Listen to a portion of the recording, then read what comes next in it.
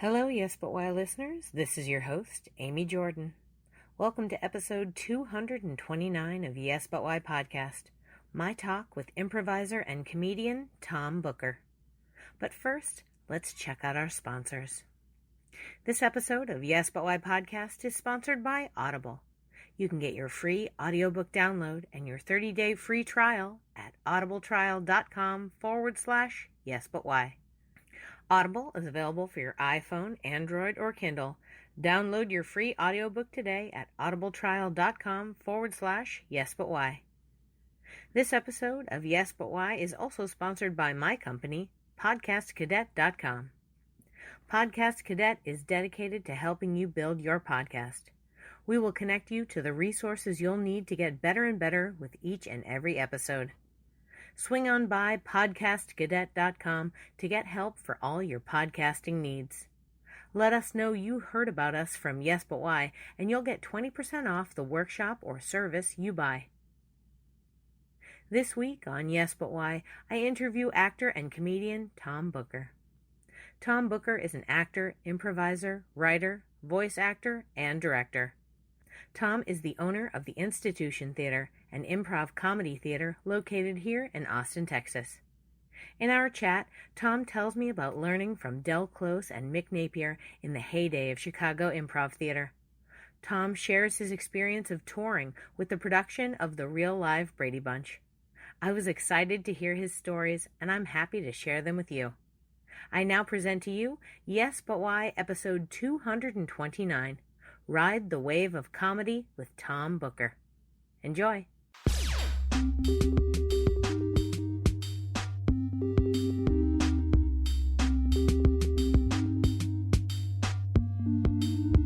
I'm Amy Jordan, and this is Yes But Why podcast. Yeah.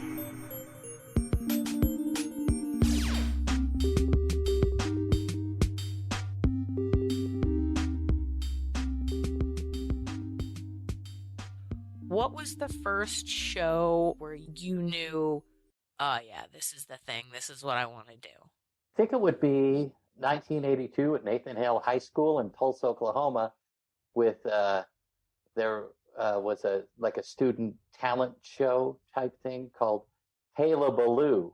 Nice. Yeah, it's Nathan Hale. You know, we also used to say, Hale, yes. Oh, that's a good one. Yeah, like what high school did you go to? What high school did I go to? Yeah. I went to Ursuline Academy. Okay, so it would be like, Hale, yes. Ursuline, no. Oh, I get it. Yeah. I get it. Fun. So, yeah. Tulsa. And tell me about the talent show. Were you the host, the MC? I was not the host, but I was in a lot of things. Especially there was a band from our high school, a bunch of good guys. They formed a band called Lynx, Lynx, and they were trying to make it big. There was a breakup, and then they changed their name to Image. A bunch of friends and I formed a band called the Missing Lynx, and we had our two songs, Centerfold by the Jay Giles Band and I Love Rock and Roll by Joan Jett. And I hopped around that stage and jumped around, and I'd been in plays and everything before. And I was thinking about this a few days ago, how I was the world's worst student council president. But I had funny speeches. But I think it was then that I thought that this is something that I was pretty good at. And then when I became the mascot for the University of Oklahoma basketball team, that's when I realized this is what I want to do. I like people looking at me. Really? Yes. Did you like the fact that you had like a mask? Like, because you wore like a suit, right? Oh, no, I told everybody that I was top dog. Yeah, I had a suit. You still wore it at the event. I'm such a whore. And in fact, this is how much more. When the bars would close in Norman, Oklahoma, because I used to drink a lot, and the bars would close, I would stand on a bar stool and shout, "Who wants to fuck Top Dog?" Top Dog was our basketball mascot, and I will tell you, nobody. And then later, we were just talking about when we were doing the Real Life Brady Bunch in New York, and the bars would close in New York, I would stand on a bar stool and say, "Who wants to fuck Bobby Brady?" And again, nobody. These seem like rough things to try to be sexy about, though. Everybody wants to fuck Brady. You really, yeah. I mean, legit.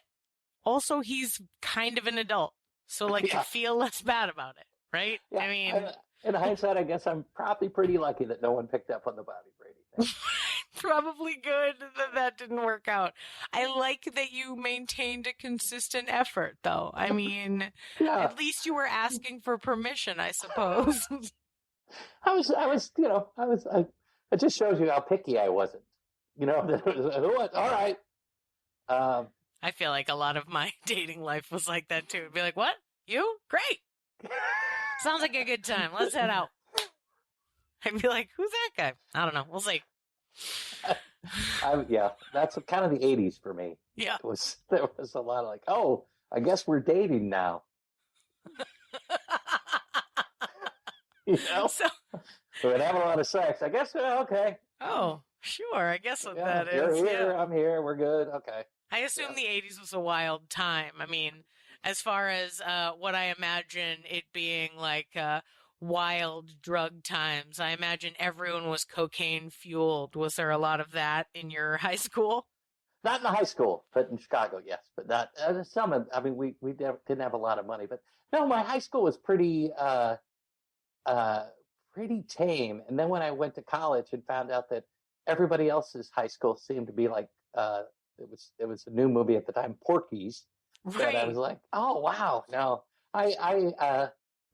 we're gonna really get open in this podcast. You can tell me whatever you want, no problem. I didn't have sex till my sophomore year in college, and that was a good thing for me. Yeah, I would not have been. I was barely emotionally prepared for it in college. So. Right. Yeah, I had a similar situation. I waited until my mid-20s because I was like, that's not a thing I need to do. But thanks, though. You're real nice. That's great. Well, it was different for me. No one was offering. Sure. No one was offering for me either. Just to be honest. But in hindsight, I'm like, I was a little nutty. So sure. It wouldn't have helped. It would not have helped. No, not at all. Plus, you were getting all that attention as the mascot, right? Yep. You were the big crowd screaming. Didn't come until my junior year, so it didn't come till after sex. Yeah. Oh, you think they're correlated? You think they were like, well, we were going to hire you last year, but you weren't ready. Now you are. Now you've got that look in your eye, Booker. Different about you. A man who just had sex. Yeah, I feel like that's something they tell you when you're a kid, that like they can look at you and they can tell. Like, you can't tell anything. I do remember walking in the mall with my friends the day after and like seeing myself in mirrors as I walked, thinking I should look different.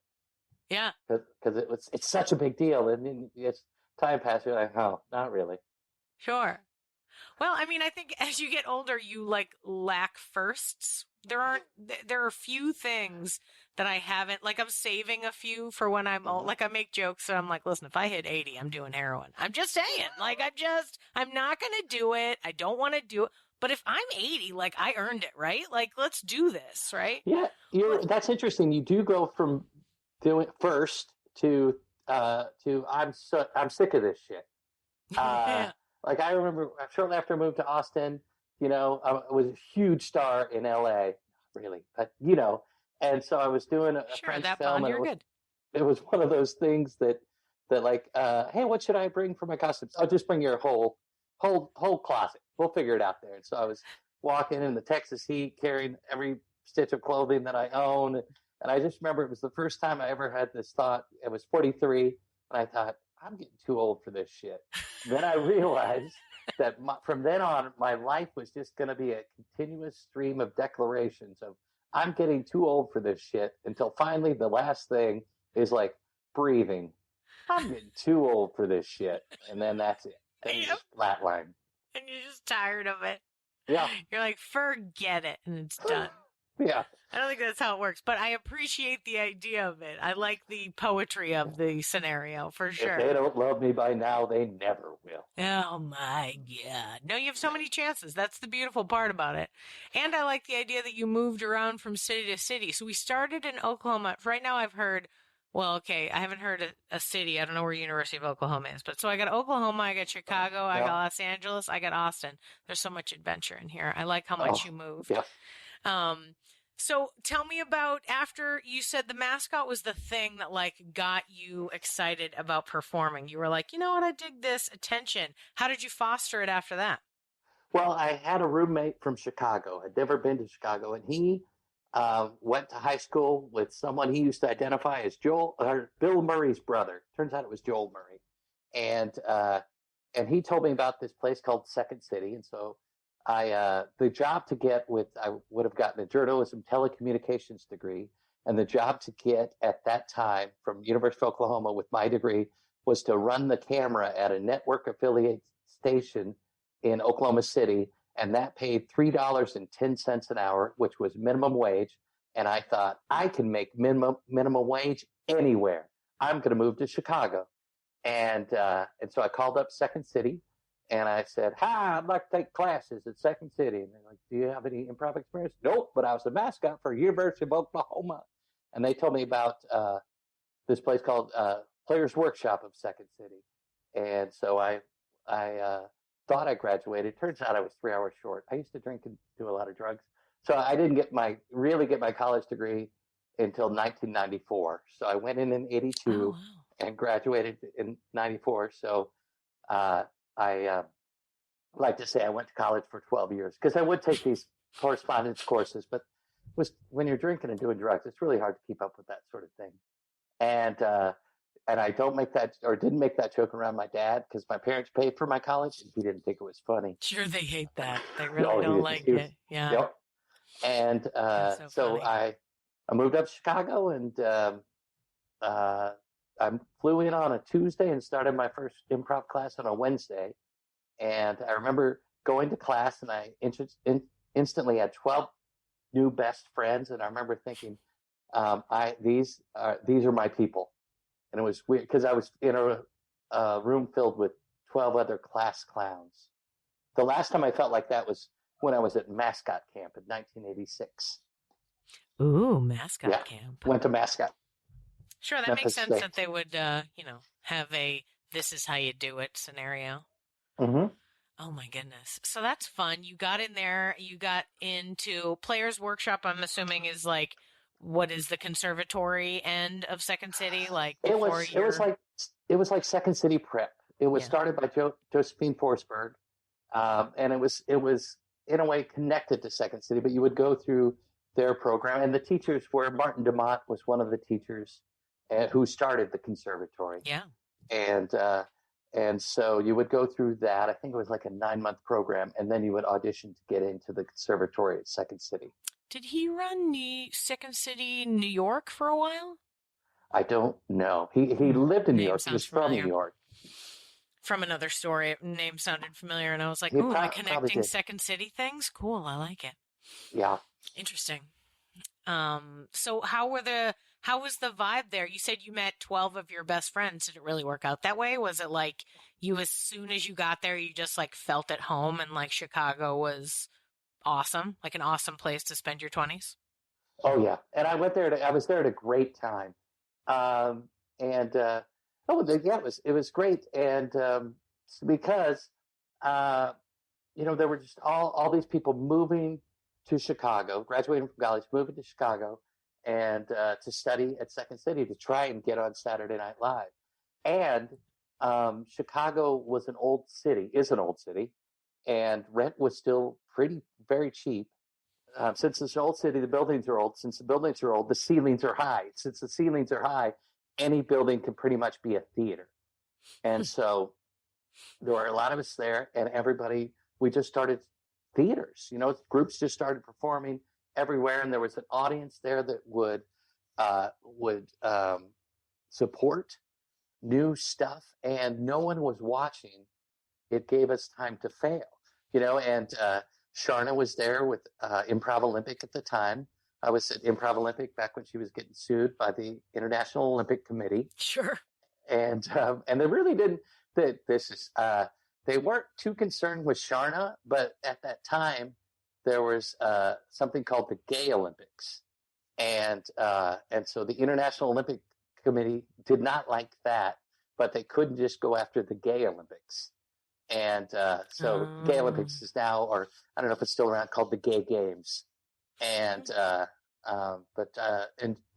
was there. Del was, I think that a lot of times there are improv teachers that are, this is the way you do it. And Del wasn't one of those people.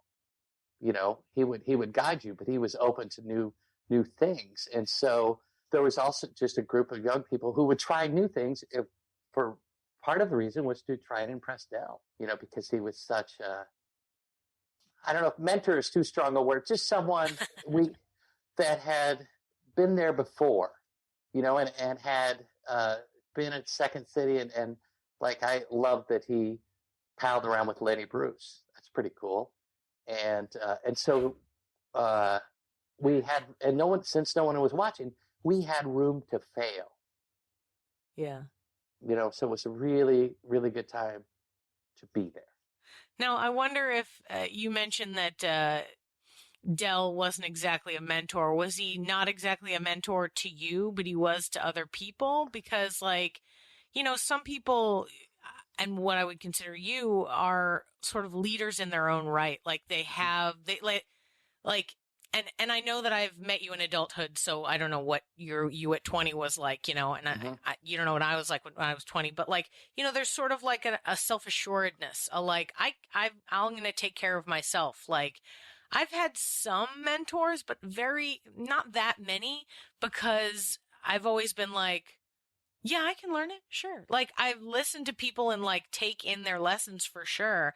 But it's some people really, I don't know, some people really hang on every word of certain people. And that's what I always imagined happened with Del. People That's true. were overblowing how much of a genius he was. I was like, yeah, he seems like your average schmo, but he just seemed to get a lot of people excited. So right. Great. Yeah, we would hang on his every word. And there were people that were there was Chris Barnes, and I think of Adam McKay,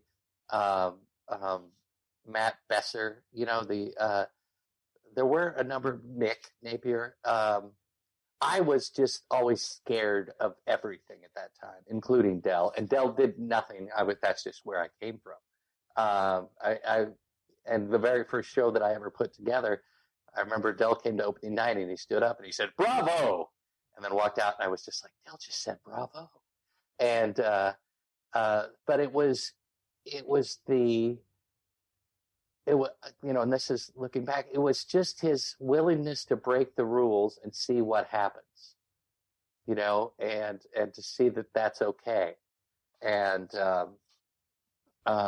there's a woman named Frances Callier who used to run the Second City Training Center in Los Angeles, and she used to describe it as Second City was the source, Improv Olympic freed the form, the Annoyance Theater freed the actor. And that was, Del created this form, the Herald, and he would teach that, but then, we would learn the Herald, the structure of the Herald, so we could break the rules and see what would happen. But we always knew we could come back to the structure. Yeah, totally. Yeah. I always think about that when I think about rules and whatnot, because when I'm personally teaching, I'm usually teaching, level 1. And I'm like, I'm going to give you a bunch of rules and tell you have to do it a certain way. And then when they get to their recital day, I'm like, anything that happens is fine. These were just guidelines to help shape your brain to think of things in a certain way. You don't have to do anything that we talked about. You don't have to try anything. Just talk. And you're good. Especially at level 1 recital, I'm like, hey man, you're here. Yes. Right. But yeah, rules are meant to be broken. Yes, exactly. I think especially in creativity. Yeah. And because you don't know what's coming next, and you want to see what's next. That's what's exciting about it. So did you feel at the time that you were in on something special, like creating a form, creating a wave of creativity that, because you were part of that scene, and that scene is kind of like we were even talking about Andy Warhol earlier, like that's for improv, that's exactly what that was. Like the pinnacle of people figuring out how to put it together, and the lessons learned during that time literally are the blueprint for every improv school across America. I don't know if we realized that we were part of a scene, because that would I think require expectation, and we really didn't know what was going to happen. We were just kind of following our hearts. I did know that, and I did know that I felt great, and that I was with some very, very smart and creative and kind people.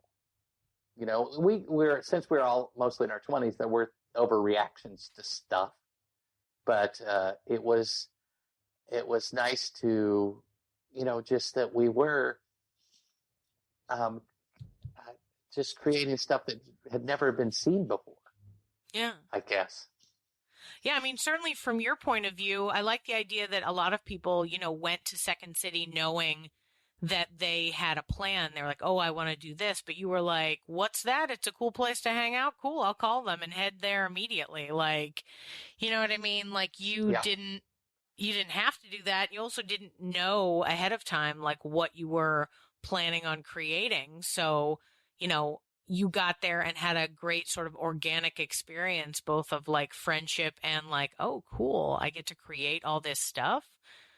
Tell me about the projects that you worked on. You mentioned the Brady Bunch show. Was that the pinnacle of your like creativity when you were there, or were there other shows that you remember as being the ones that were you're like, oh man, I learned the most. This was the best. Well, I probably the place that I first started performing regularly was at Improv Olympic. We're at a place called Cross Currents, and I was with a group called Blue Velveeta, and that was a lot of fun. And we were just a bunch of close friends. Sharna put us together, and we eventually became a house team for Improv Olympic, and it was great. And I years later, I didn't know this at the time, but years later, Sharna said that she considered us the best group ever at the Structured Herald. I didn't know. And then through that, I also studied at Second City, at the Second City Training Center, and worked with a number of people. But my first teacher at Second City was Mick Napier. I was in Mick Napier's very first improv class at Second City, and I knew Mick from Improv Olympic. And Mick had done a show with a bunch of friends of his from college called Splatter Theater. It was a show that they developed through improvisation, and it was a spoof of slasher films from the 80s. And there was a little room above the cross currents where Improv Olympic was performing, and Mick had created this little space. He set it up to look like a living room. And so there were couches and chairs and tables, and there was carpet right in front of the stage, and people would sit on the floor. And then the table, on the tables were candy dishes filled with cigarettes. A different time. And not only smoking and drinking allowed, it was encouraged. My favorite part was there was a no smoking section, and there were two chairs that Mick could put on top of a radiator. And anyway, they decided to remount a show called, they were going to do Splatter Theater 2, and they're going to try and do it on a larger scale. And I auditioned for Splatter Theater 2, and I got in. I was the role of Class Dick.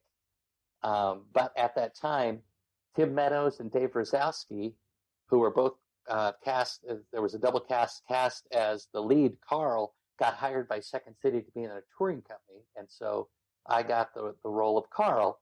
So I played Carl in Splatter Theater, and it was when Cross Currents was closing down. And there were, I think, 13 deaths in Splatter Theater, and it was just chocolate syrup with red food coloring everywhere. And at the end, when Cross Currents was closing down, there was little or no running water, and there was no hot water. And so we would all have to wash this chocolate syrup off our bodies with cold water. We just were around one basin, but anyway, after Splatter Theater did not go well. I mean, the show went well, but the production lost money, and Mick decided that he wanted to improvise a show. He wanted to call it Co-ed Prison Sluts the Musical. It was going to be a musical about women in prison, and he wanted to have a drag queen fight a fully dressed circus clown. And so he asked me to be a part of the cast of Co-ed Prison Sluts, the musical. And we developed that through improvisation, and just the show. It ran for 11 years. I wasn't in all 11 years, but it was kind of a hit. And it was, since our rent was so low, it was Mick had made it. It was free to get in, you paid to get out. Yeah, we would just pass the hat at the end of the night, and it was a lot of fun. We did a preview for the members of Improv Olympic on Thursday night after they did their Thursday performance downstairs. They came upstairs to watch our show, and they just looked very confused. And we realized something was wrong. Our opening night was the next night, and we stayed up all night and reworked the show. During that time, Susan Messing went to the hospital, passed a kidney stone, and came back. And we finished our rehearsal about dawn, and then we opened to a standing ovation that night. Why did she come back?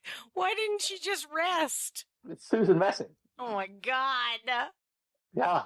No, and then since it's Susan Messing, she brought the kidney stone with her to show it to us.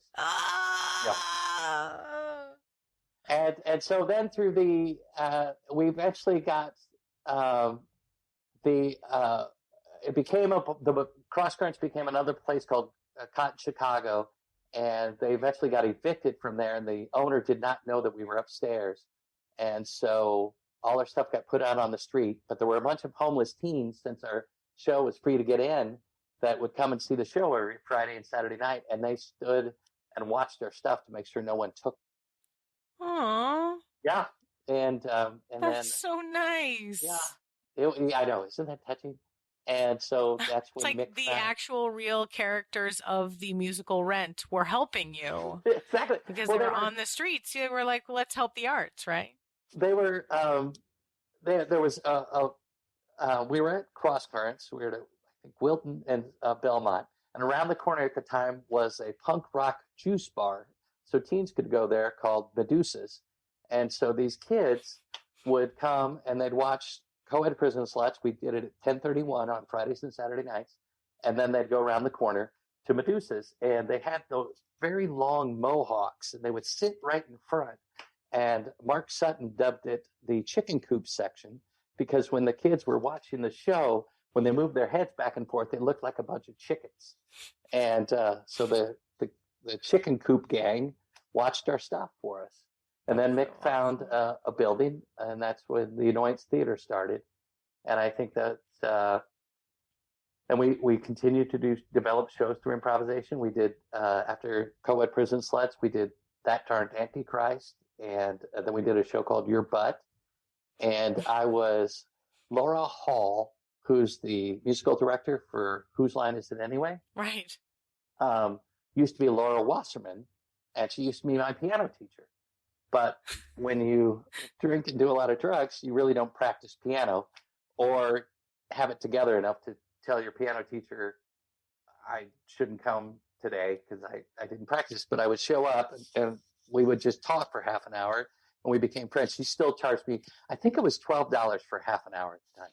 She still charged me $12, and we became friends. And she was playing the piano for Co-ed Prison Sluts at the time, and Your Butt, and That Darned Antichrist, because we did That Darned Antichrist at 8, Co-ed Prison Sluts at 10:31, and in between shows, Laura and I would walk down to Baskin Robbins on Broadway and get ice cream. And but anyway, we decided that we were going to write a musical together, and we wrote Manson the Musical. which we did at midnight. So I'd have a show at 8 o'clock, 10:31, and then midnight. And Manson, I love a guy named William Castle, who is the king of the gimmick. Like he would have movies come out, and this would 50s and 60s, and he'd have buzzers underneath the theater seats. So at a certain point, the projectionist would push a button, and the seats would shake. And so with Manson the Musical, first it was $6 to get in, $5 if you had an X on your forehead. And we gave out little hits of acid, which were those small chiclets. And Laura had written an acid trip song, and so at a certain point, we'd have the audience take their acid. And we announced that they were all placebos except for one, and that person's really going to enjoy the show. And then we'd have them take their acid, and then we'd present an acid trip on stage. Wait, was that true? Well, no, there was no acid. Oh. No. I mean, it'd be very affordable if you just had one. You know what I mean? Like, it'd be like, this is feasible, guys. We could do this. I mean, probably not legally in any real way, but I love the idea of this and the idea that one of them is actually get drugs in it and the rest of it doesn't. Yeah. And Jon Favreau, he played Wojtek Frykowski. In Manson the Musical? In Manson the Musical. Oh my God. And who else was it? Kate Flannery from The Office was in it. Melanie Hutzel, who went on to do Saturday Night Live. Wait, Melanie Hutzel? Yeah, you know Melanie? Well, no, not personally, but she was my like SNL person. Like she was the person when I was in high school that I identified with the most. Like when I watched SNL, she was my gal. And recently I looked her up because I was telling somebody this. Like I was like, Tori Spelling, the character of Tori Spelling was like my thing in high school. Like I did that constantly. And I used all of her jokes and every time she was in something, Amy Buttafuoco, all the things, I would turn them into school projects because they like got that I was weird and theatrical, so they let me do stuff. So like my religion project was like an SNL based on the 10 Commandments. Like it was like whole stuff, but she was who I was like, this is who I want to be. So the fact that like you know her is kind of amazing.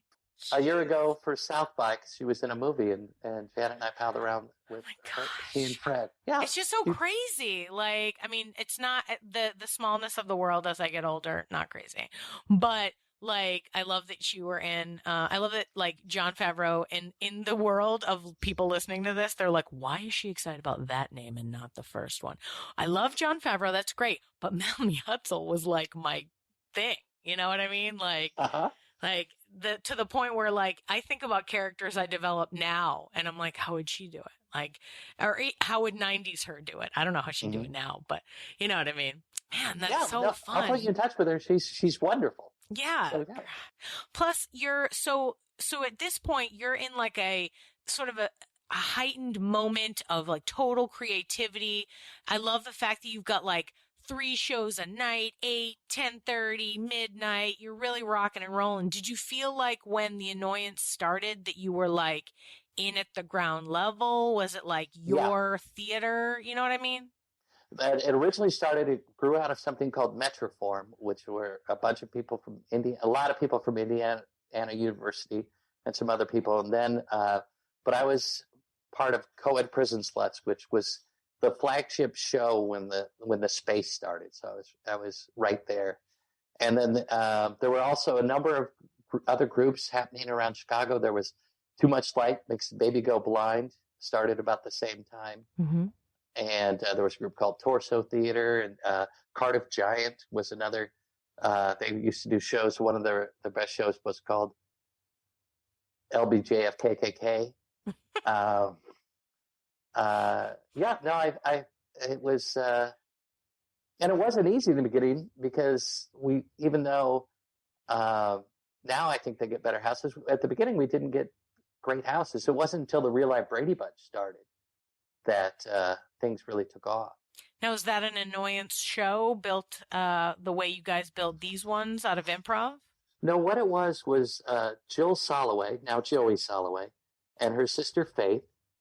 Faith was a musical director for a touring company in Second City, and maybe even Second City Northwest, which was out in Schaumburg at the time. She also went to college with Mick. She was one of the Indiana University people. They had an idea to put the Brady Bunch episodes on stage. And so, we were like, sure, why not? And so it started on a Tuesday night. And let's see, Mick was originally Bobby. I can't remember who Peter might have. I'm not sure if it was Ben Zook, but Steve Carell was originally Greg. Jane Lynch was Mrs. Brady. I can't remember, but it was a lot of people that when we went to New York, they were hired by Second City at the time, so they wanted to stay back with Second City. It's weird because people started standing in the line around the block, and we only charged like $5 and did not expect it to do what it did. And there's a guy named Eric Waddell who always wanted to be a game show host. So he developed a game show that went in front of the Real Live Brady Bunch called the Real Live Game Show. And to make it a whole evening of theater. And that was a lot of fun. And was it all improvised, or did you do like the scripts from the show? We did the scripts. It was more caricatures. Oh. Yeah, it was scripted. And then we would also do commercials for Annoyance Theater shows during commercial breaks. Nice, smart. So there would be commercial breaks, and it was just us doing caricatures of the Bradys. And then what happened was Universal, it got written up in the Chicago Tribune. Oh. Universal Studios found out about it because it was before the internet, and they were going to serve the Annoyance with a cease and desist order.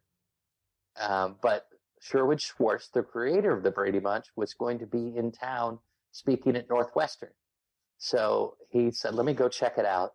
And he came to our show on a Tuesday night, and he couldn't believe that people knew the lines because people would quote the episodes.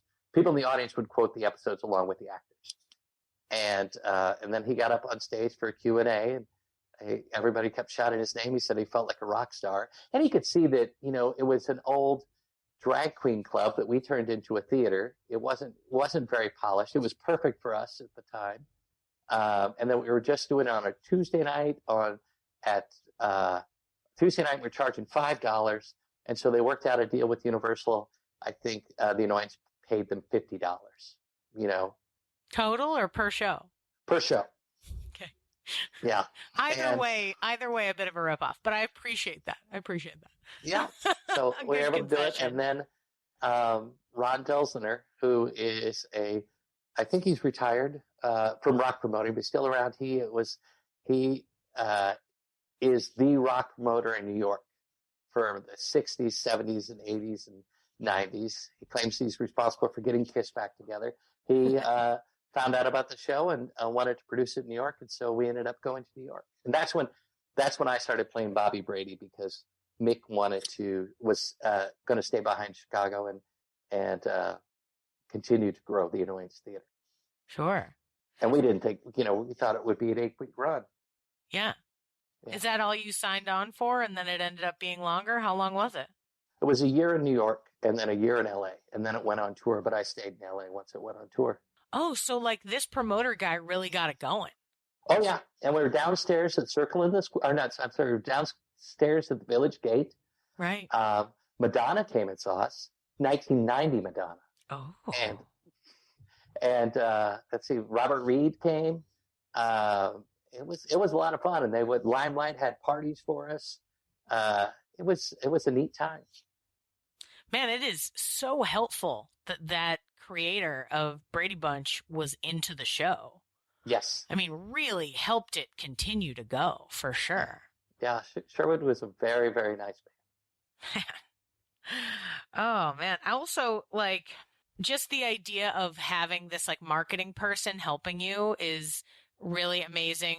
It's sort of an amazing lesson when it comes to, people who are trying to put on their own shows, and they're like, well, I don't understand what it's like. If you hire a person whose job it is to make sure butts are in seats, it'll happen. But if you just hope, it's not going to happen all the time. Well, I think right? the show has to be able to connect to an audience. Yeah. You know, if you're just like, I'm going to read the phone book and I want people to come, like, what's in it for them? You know, it's all about connection. And we just happen to be there at a time where you know, the 70s was doing a resurgence. There, people were coming of age who had seen the Brady Bunch reruns every day. And what was this, 1990? Yeah, it was 1990. A lot of stuff didn't make sense, you know, and it was weird because the Vietnam War was going on, and yet still there was this wholesome TV show. Oh no, that makes total sense, especially right now. Yeah. Like, I understand stuff like that better now. You know, when you think about that, you're right. I can't believe they pitched and put on this show, but now that I'm sort of in a tumultuous time in the world, I'd love a Brady Bunch. Give me a happy family, for the love of God. Like, I would love that show right now. Please, someone write it. Put it on television. Pleasant people who have wacky problems and are fine. That's what we're looking for. Like, you know what I mean? Like, I remember when I was a kid and I watched sitcoms, the one thing that I appreciated was the assurance that at the end it was going to be all right. Oh, yeah. Like, for me, I like structure and I like repetitive things. I think that might be why I'm a Warhol fan. And templates. I like templates a lot. And I do like a good bookend. You know? But that's why I like it, is because of the structure, because it illuminated the flow of storytelling. When I was a kid, that's how I knew. Like, I would watch movies and feel the rhythm of, like, you know, they'd be like, they're about to solve it. And I'm like, there's 45 minutes left. They haven't solved anything. Like, you know what I mean? Yeah. Like, you know, you're watching these things. I'm the person who's got my eye on the clock going like, that's not the murderer. It is 5 minutes in and they just arrested him. He is the red herring. Come on. You know, yeah, like, so I love that kind of stuff. I love the idea of a pleasant ending, a thing where, especially in a show where it's like these days, they'll kill off the lead character in 2 seconds. They're like, what's the show called? Ronnie? Ronnie's dead. You're like, what? How is Ronnie dead? It's about him. Nope. Turns out it's just about Ronnie's family. Ronnie's out. You're like, oh man. Like, but back in the day, the show was called Ronnie. Ronnie's not going anywhere. Yeah. Ronnie was in every scene. He's fine. If he is hanging off a building, don't worry about it. Ronnie's going to save the day. Yeah. It's going to be all right. You know, something comforting about that. Something like, I'm going to continue to see this person over and over. Man, the ebb and flow of art. Am I right? I think soap operas, in a way, were kind of like that. I mean, you know, you would just see these evil people that you would fall in love with, and you knew, you know, it was going to work out eventually. You know what, though? Based on what you were saying just now about the Brady Bunch, like doing caricatures, I kind of feel like that's what soap operas are sometimes. Like, they're doing every time, they're like, what's the craziest thing that could happen right now? Like, it's an absurd world where these big characters live. And, you know, you and I know in comedy, like, an absurd world, maybe throw a straight character in there and you're going to make it funny. But absurd characters in an absurd world, yeah, we could do this for 30 years. Like, no problem. If this guy's going to be, like, somehow shocked every time he gets betrayed, yeah, let's do it, right? Everybody in the town wants to steal money from this guy, and they will eventually, and he's going to be surprised about it. What? You know what I mean? Like, his new wife is she's stealing his money. No one loves him. Guys, that's the show, you know? But there's something fun about those sort of like wild characters and building that. I mean, clearly you did the Brady Bunch show for, what was it, 3 years? I guess I was in it for 2 years, yeah. Oh, yeah. Well, but you did it before. You did a year in New York and a year in L.A. How long had you been doing it in Chicago before you went on tour? I think we did it in Chicago for about a year, I think. And I wasn't one of the main cast, but I would be things like, I'd be a student, or I was Dick Stern when they went and sang on the Dick Stern show when they were trying to, you know, get enough money for the silver platter. Right. Absolutely. Meet Davy Jones. we did work with Davy Jones in L.A. He did a week, and then when they went on tour, they did the Davy Jones show with Davy Jones. Oh, actual Davy Jones? Yeah, they would do the Davy Jones. That killed me. When we were in Chicago, Tom Hanks was shooting League of Their Own, and he and Rita Wilson, his wife, came to see the show because Rita Wilson was in the Brady Bunch. She played the part of the cheerleader who was like Marcia's nemesis, and then Greg kind of dates her, and there's a weird scene where he gets her to do a cheer in the living room, and keeps more just keeps having her say F-F-F-I-L-L-L-L-M-O-O-O-O-R-E Fillmore Junior High for senior high, and that's Rita Wilson. Oh my God, that's so wild. It's wild that it like touched so many people and like connected them, because I've literally heard stories on other podcasts from other comedians talking about doing this show. You know what I mean? Like like Andy Richter talks about it all the time on his podcast. Yeah, so it's like this is a big deal show. This is like a show that a lot of people got to do, and just hearing the story that like the creator was like, yep, I put my stamp of approval on it. It's cool. And then it went across the country, had all these people in it that are like now living such creative lives. Like, this was a good gig. Like, this was solid. And then the Brady Bunch movies came out of it. Oh, like, really? Who knows if Universal would have thought of that if Jill and Faith hadn't thought of it. Totally. I was going to ask if they were related, but, wow, interesting. Yeah, of course. Christine Taylor was our understudy, Marcia, who went on to play Marcia. Oh my God! I think she was the only one of the cast that made it into the movie. Dude, good for her though. I mean, like, rock on. Like, as far as like taking an improv show or like taking a show that was like silly and camp and really like riding it all the way up to the top, like, heck yeah. Absolutely. I loved that movie. I was like, I'm pretty sure I saw it in the theaters. Yeah, the 90s were such a like 70s excitement time. It was like, look back, all the dazed and confused stuff. I mean, why do you think I moved to Austin, Texas? I mean, I don't know about you. Maybe that's why you also moved. But like that vibe, I was like, yeah, that's a thing I need to be near. That's okay. So tell me about LA. You finished doing the Brady Bunch show in the run in Los Angeles, and then you said you stayed, though the rest of the people, went to Chicago or wherever in their lives. What about Los Angeles caught you? What did you want to do there? I stayed because I thought I would be getting my TV pilot, and that never happened. Oh, sure. Yeah, and so you're auditioning I didn't and get stuff? a pilot, but I got sober, and my first sponsor told me that if I was in a play, I wouldn't have to go to meetings on Fridays and Saturday nights. And by that time, Laura Hall had moved out to LA to be with her new husband, Rick Hall. And I had a bunch of friends from Chicago that were now living in LA. And so I formed a theater company called Theater A Go-Go with John Keane, who had played, I met when we took the show to LA. He became the new Greg Brady, and a woman named Jessica Hughes.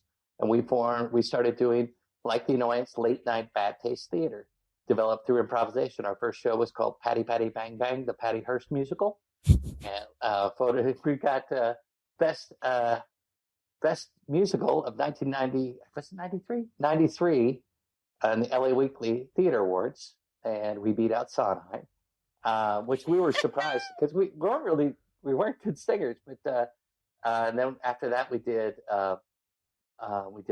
Up with Puberty, beautiful musical about the ugliest time of your life, You, Me, and LSD. And I also was in Poseidon Adventure, the musical. And we did a stage version of Valley of the Dolls. And we were in West Hollywood. And if you're a gay man of a certain age, you know the film Valley of the Dolls. And our theater sat 40, and we would cram 75 people in there. We had them sitting on ladders, and it was wonderful. And but then word got out about our show, and Lisa Bishop, who owns the rights to Jacqueline Suzanne's work, gave us a call. Apparently, she didn't like us doing it without permission. Yeah. And I called her back, and she said, "What made you think that you could do this?" And I was honest. I said, "I didn't think anybody would come, so I didn't think you'd ever find out about it." And she came and saw the show, and she really liked it. And she wanted to get the movie remade, and she encouraged us. We bought the rights from her for $1, and she encouraged us to continue to do the show. And we called Ron Delsner, and we ended up doing the show in New York. And I occasionally get calls from Lisa Bishop every once in a while, especially if there will be a charity that will call and ask if they can do a reading or a production, and she forwards them the script that we created, and she'll always call me and ask if it's okay, and it's fine. So, she's and being Lisa, so my professional. favorite thing about Lisa Bishop, she's wonderful, and was very good to us. But did you ever see the movie The Warriors? I don't know. All right, but there's a movie that came out, I think it's 1979, called The Warriors. Lisa used to be an actress, and Warriors is about a bunch of kooky gangs in New York, and there's a guy murdered when all the gangs get together at Central Park for a meeting. Cyrus, the leader of the Riffs, gets murdered, and they say that the Warriors did it. The Warriors are trying to get back to Coney so they can be safe because that's where they're from. And they run across an all-female gang called the Lizzies, and they run into them in a subway, and there's one of the Lizzie says, "Hiya," and that's Lisa Bishop. You'll see it. Yeah, the Warriors. Yeah, Warriors. Sure. Yeah. And and so we did that, and Kate Flannery played Neely O'Hara. Kate Flannery did the what's her name? She was in she was married to John Astin. Sean Astin's Patty Duke, played the Patty Duke role. I was like, I know this. What is it? And Liza Coyle, who played the other lead, a woman named Melissa Christopher. Liza was in all the people were in all their shows. Man, I feel like one of the major lessons of your story is like get the rights to the show before you do it, or make sure that the show that you do is so awesome that the creator is going to be like, you know what, you can do it. Seems fun. Yeah, it's yeah. I mean, what's the thing is though, and even at the Institution Theater, we got cease and desist letters, but we were pretty lawsuit proof because we didn't have any money. You know, and the worst thing that happened, they would say stop, and we were okay. You know, it's not. We didn't invest a lot of money in the production. Sure. So, yeah, there wasn't much to lose. And it was kind of neat being an outlaw and having a sense of danger, and no one's going to get hurt. Yeah. You know? Yeah. Absolutely. Certainly not anything too crazy. It's going to go on for sure. Yeah. That's so funny. Mm-hmm. So how did you, so you're running Theater A Go-Go in Los Angeles. I mean, everybody knows running theaters is, you know, foolproof and very lucrative. So, like, what happened? Why did you end up leaving Los Angeles? And was Austin up next, or did you go somewhere else? What happened? Well, this was in 93, 94, and we rented St. Genesis. We just rented it for like $1,000. And there was a guy who had acting classes going on except for weekends, and that's when we used it. And it allowed us, we could go in there for rehearsals when they weren't having acting classes for free. They just kind of tossed us the keys. It was very laid back. And then when we came back from New York, the guy I'd been working with, John Keane, said, okay, we've proven we can break even at theater. Let's do a movie. And so we started getting together to write a script that we were going to do Clerks style. John had already started raising some money. We were going to do it for $200,000. And we wrote this little script called Kill the Man, which was about this copy shop called Long Shot Copies. And a King Co's Copies opens up across the street. And they realized they're going to go down, but they decided to go down fighting. That was it. And John sent the script to some friends of his. One of them was a guy from his a cappella troupe in high school, and who worked at a place called Summit Entertainment that was looking into they've been doing distribution. They wanted to start producing films, and they liked their script, and so they produced it. So we produced Kill the Man. It had Luke Wilson and Josh Malina as the stars. Terry Garr was in it. Michael McKean was in it. And it was the first film by Summit, who later went on to produce Twilight. So you're welcome. And and it went to Sundance Film Festival in 1999, which was a lot of fun. Oh, man. How was that? That was great. It was great because I'd also been doing a lot of commercials. I've done about 80 commercials. And so I had some money in the bank. I was doing you did commercials at good commercial time too. Yes, I did. Like now they're like, here's $100. Good luck to you. And back then it was like a contract for real. It was, yes, it was very nice. Great. And yeah, so, but that was great. It was a lot of fun. I stayed up there for almost the whole time. I stayed up there a while. And man, that's so fun. And then I started teaching at the Second City Training Center in 2001 because the level 5 at Second City, you put on a sketch show, and they didn't have a lot of teachers that had stage directing experience. And Dave Rosowski was the artistic director in charge, or the dean of the school at the time, and he's an old friend. And so he asked me to help out with. I was lucky enough that I don't want to say he asked me. He invited me to help out and start doing level 5 shows, and I found that I really loved teaching. And I went through a very difficult divorce and needed to make a change, and someone suggested Austin, and that's when I moved out here in 2007. And I always wanted to open my own theater and improv school. Something I always wanted to do. Man, that's crazy that you're in 2007. The weird breakup I was telling you about that got me to Austin was like 2009. So like so close together. Weird breakups send you to Austin. It's a good spot. Oh yeah, that's true. Or if you ever, this probably happens to you when you know your first day of class, when you ask someone, everybody's meeting everybody, like, what brought you to Austin?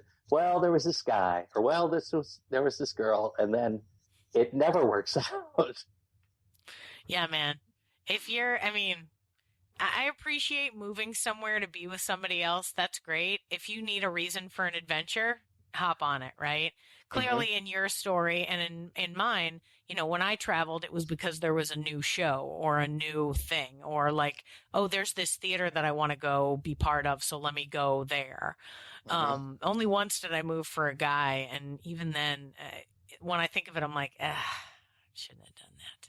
That's okay, because it led me here, and that was the right move. I had a post-divorce girlfriend who said, "You're in such a deep rut. You need to go somewhere where you can be a big fish in a small pond." Sure. That's what got me to Austin. Sounds pretty arrogant, but yeah. Well, no, and I will tell you, you need to go to a place where you know that the people there are going to appreciate you. And if you have a skill and you know that the town seems to be into that skill, why not? Right? Well, it's the best move I ever made. And the thing is, I was not that nice of a person before I moved to Austin. Oh. And like, you can ask people, when I first moved here, I was so scared and so nervous that all I did was drop names. And people just kind of stared at me, and it was kind of like being Tom Cruise in Rain Man, like the stuff that I thought made me a hot shot. No one here cared about. Yeah. They just like, we like you already. Shut up. Yeah. Teach us how to have fun, and I needed a place to hit the reset button. And I spent the first 6 months just kind of laying on the floor crying because I didn't know what was going on. And it's a good place for that too. It certainly is. It certainly is. And also it's, and like I said before, it's a place where no one's watching. So let's try new stuff. I would say yes and no. Like sometimes the shows where I try the weirdest things are the ones that become most hotly attended. Like I'm like, why did all of a sudden this many people show up? Like, we needed extra space for Patrick to flip over in the front row. Like, I expected 7 people. Now there's 40. What the heck? Like, you start creating shows for expecting. But that's when you're doing stuff for you. Yeah. I would like to see this. Well, there are a whole lot of other people that would like to see this because you want to see it because you're going to be surprised. That's what they want. No one wants to see another improv show. They don't. They want to see a special improv show. Does that make sense? They want to be there at an event. They want to be surprised. I'm not saying they don't want to see improv shows. Just another improv show. We've seen that. We laugh when we're surprised. What's next? Yeah. That's what we want to see. And we want to be there for it. We want to support that person. Yeah. Plus, I feel like what you came from, the creation of shows through improv and then sort of like letting them exist on stage and ebb and flow with the production and whatnot, there is something to learning in that manner, and there's something to creating in that manner that feels less scary than some of the other improv things. And when improv is scary for the performers, it is no fun for the audience. We did shows for years before they were written down. Like Co-ed Prisoners Lesson, Match in the Musical weren't written down for a long time. We knew the beats. We knew there was going to be a song. Do you ever, Mark Sutton and Joe Bill with Bass Prov? Mm-hmm. Bass Prov came about because there was a part in That Darned Antichrist where Mark Sutton and I were on stage, and Joe Bill was upstage right, dressed as a pig, smoking cigarettes.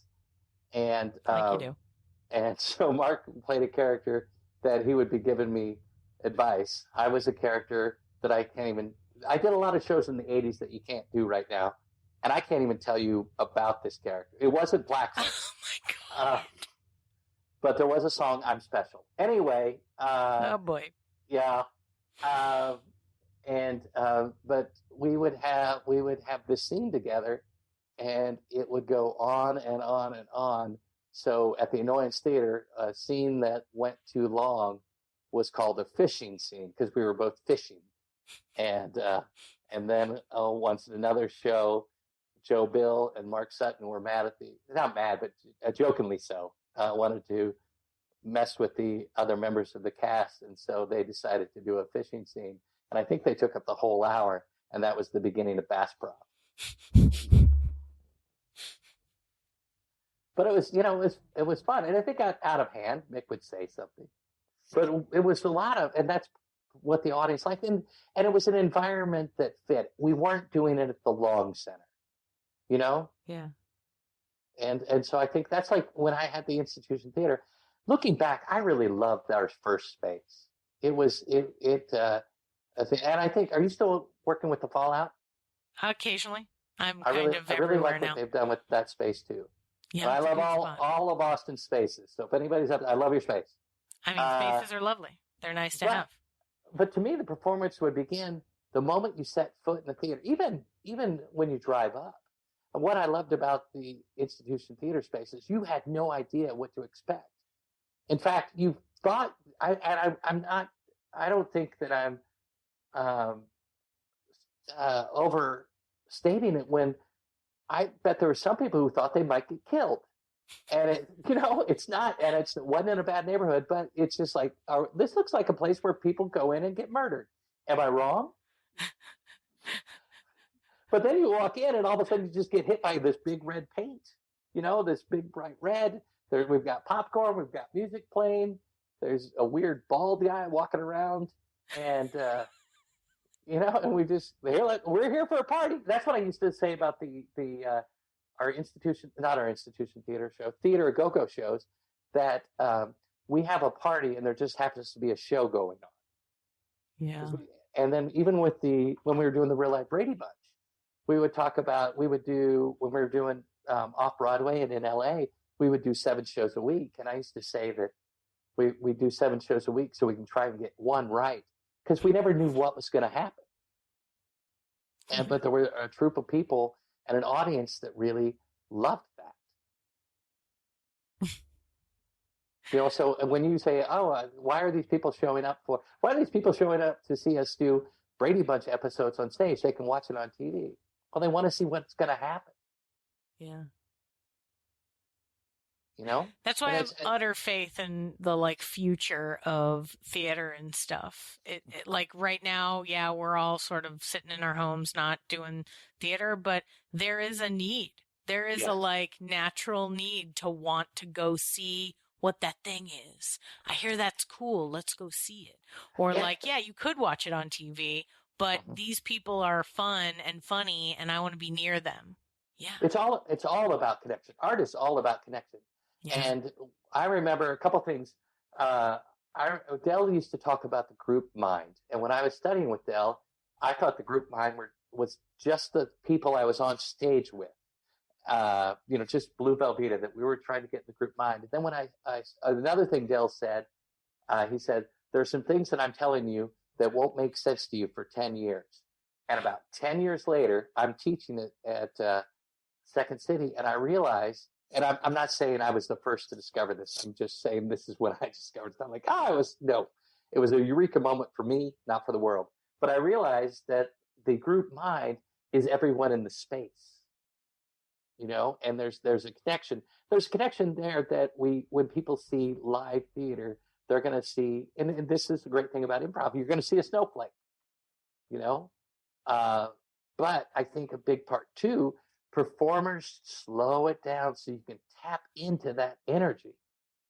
With the nerves and everything, we get up, just ride it like a wave. It doesn't mean, it doesn't mean you have to slow down physically, but slow your energy. Listen. Does this make sense? Rest in the rhythm of the scene. Ride the wave. And be honest. It's about truth. Do you think that that's your, now you've been in charge of a couple of theaters, you've led classes, you've taught stuff. Is that your style of creation, your vibe as a creator? Is that what you think about connection, that kind of thing? Yeah, I do think it's about connection. I think I think, and I could be wrong too. I want to preface this. This is just my opinion at this moment. It's just about you. Yeah. Yeah. And if, yes, it's about connection. There's something special, and it doesn't have to be. It doesn't just connect with live theater. Like there are a lot of people that are fans of Pulp Fiction, and they love to meet other fans of Pulp Fiction, the movie, or even the literary genre. But it's nice to make a connection and a shared love. It's almost like being on the same team. Does that make sense? Yeah. Yeah. I think my big part too, is get out of your head and get into your heart. Stop thinking and feel, and then listen. Because when you're in your head, that's where the fear lives. And when you're in fear, you're in the future and you're not in the present. Be in the present and be willing to make mistakes. Through my experience, the people that are willing to make mistakes don't make mistakes, because if you're willing to make mistakes, mistakes don't exist. They're all gifts. Look for the love notes. Everything's a love note if you treat it as such. Totally. Viktor Frankl improv. So you've had quite a journey. You've created lots of things with lots of different people and performed all over the place. Been the leader of a couple of pardon the pun, institutions. What advice do you have for anybody who would want to follow in your footsteps, running a theater or performing wherever you feel the advice is coming right now? I would say a couple things. One, be willing to be wrong. That fear gets in the way. Fear and expectation will certainly stifle your creativity. Be willing to be wrong, because even if you're wrong, it'll teach you one thing, that you need to make some adjustments. But there's no such thing as wrong. You're wrong if you look at it as it's not an ongoing, lifelong process. Does that make sense? And trust yourself. Trust yourself and listen to the audience, not just for the laughs. The laughs are, but listen to see what are you doing that they connect to, and build from that. Does that make sense? What are my talents? Build from what you are. Build from your talents rather than your strengths. rather than trying to improve your weaknesses, because that's where your gifts are. Totally. Sometimes I think people are often trying to, reject the things they're already good at in lieu of some other thing that they want. And it's like, yeah, that's great. You can do that too, maybe. But the thing that's going to really get you moving is what you're already great at. If I went back in time, because I think I am a really strong director. I think that also helps me. I think I'm also a good teacher. Is I would have focused more on directing rather than performing. And, but my head was in a place where I had to be the star, and rather than support someone and work in a group. But, and who knows, maybe the directing would have led to more performing. But at that time, my strength was really in directing and creating. You know what, though? I really feel like being a performer is kind of a masterclass for directors. That when I meet a director, I see somebody who's never taken an acting class and never tried to perform in a show. It's like, yeah, you're going to want to do that because you need to be able to navigate the cacophony in a way that, like, you speak the language. You know what I mean? Like, you're never going to talk somebody off a ledge in a language you don't speak. Like, you need to really be, like, to know what the vibe is, right? Like, I taught this intensive, and it was a week-long intensive, and it was every day, 8 hours a day. And the first time that I did it, I wasn't the direct teacher. They just asked me to be sort of like the coordinator and like sit in the back and be with them the whole time, but not directly teach. Just sort of like give people notes after and like care for people and like keep an eye on everybody and like make them go to lunch, stuff like that. And I'm perfect for that. That's me, for sure. Yeah. But being able to watch them and see this and be part of the experience with them really helped me when I was able to be part of the teaching staff, because then I knew the vibe of the journey for them. I knew that we can't teach them the hardest things on Thursday because Thursday is burnout day. They're going to be mad at everything that happens, so give them a simple lesson on Thursday. On Friday, they're going to be over the moon. They're going to do amazing things. They're going to take leaps you never thought they could. But on Thursday, they're a waste of space just because of the journey, right? Yeah. Same with like a play or like putting on a show. Yeah, they're not great when we first start doing the technical aspects. They are disjointed and they don't know what they're doing. No one has their props or their costumes. But 2 days into it, they figured it out. They've worked it. So I don't get mad on the first day when everybody shows up and they're like, wait, are we doing tech stuff today? And you're like, yep, been on the schedule the whole time. What's up? How's everybody? Everybody ready? And I'm not mad because I know that's just what happens, right? So I feel like the experience that you had, long story short, the experience you had as a performer actually makes you a better director, actually means that your experience that you put in, doing it, trying it, being in front of audiences and learning what that is, helps you to communicate better with other people who are new to the experience, who don't know what to expect. You know what I mean? So you're lovely and your journey is great. And I'm glad that you're here with me. So when Austin comes together again, where we can be united together in a, like, let's be creative and lovely together. I'm building a stage in my backyard. You should. Absolutely. We are. Yeah. We will. Yeah, for real. I mean, I've definitely done performances in a lot weirder places. When I had an internship at Portland Stage Company in Maine, and they had like a storefront in front of that they owned, and it was a store that no one was renting. And I had an off period and was like, hey, can I put on a play in that empty space? And they're like, I guess so. And I was like, great. And I turned it into like a whole theater and like had audience and everything. And they were like, wow, I can't believe you did this. And I was like, you let me use a room. I'm going to turn it into a theater. That's me. Yeah.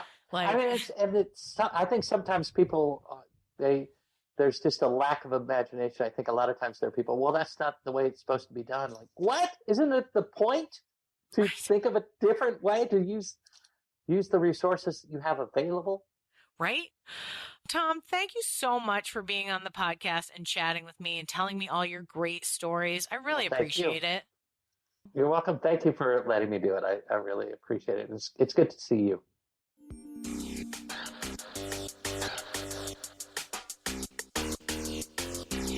Thanks for listening to Yes But Why Podcast. Check out all our episodes on yesbutwhypodcast.com or check out all the content on our network, HC Universal, at hcuniversalnetwork.com.